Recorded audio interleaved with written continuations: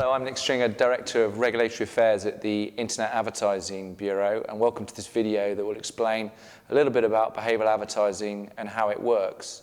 I'm joined today by Stuart Colman, Managing Director of European Operations at Audience Science and also Chair of the IAB's Behavioural Targeting Council. What is behavioural advertising? How does it work? And why is it important to the internet? Fundamentally, behavioural advertising is about matching users' interest to the advertising that they see.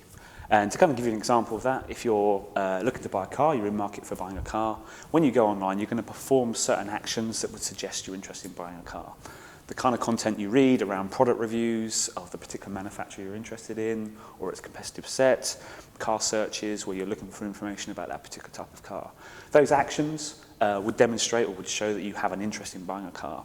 Online behavioural advertising is a process where during that kind of period of you looking at that content, a cookie, which is a little piece of code that drops onto your computer and gives you kind of a random ID, records kind of where you go and what you look at. Companies can then come in, advertisers, publishers, networks, etc. can come in and they can collate all that information, all of those cookies, into kind of segments of people that have looked at similar kind of content. So a group of users who have all gone and read a certain number of articles about a particular manufacturer or made a certain type of search.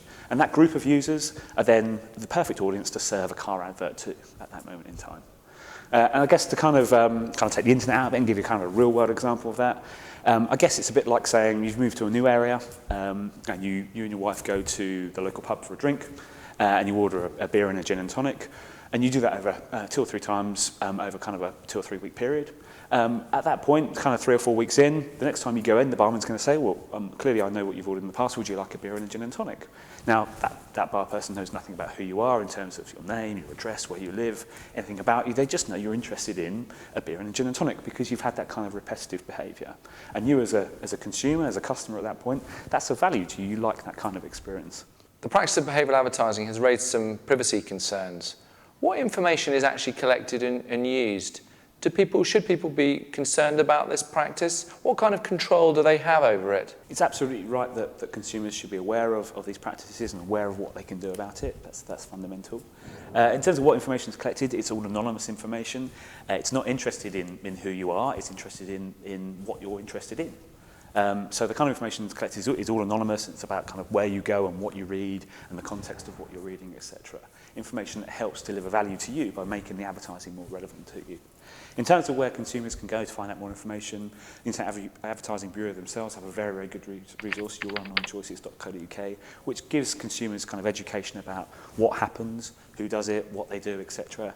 And crucially also what they can do about it, how they can go in there and they can, in essence, turn off the technology.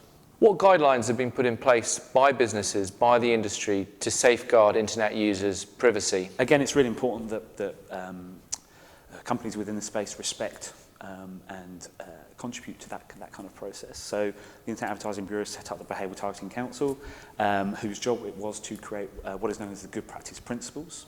And those principles look at what is right in this environment, what publishers, what technology companies, etc. should be doing, what is good practice, and it talks about 3 kind of pillars of what is that good practice. It talks about notice, so are we telling consumers that this process is happening?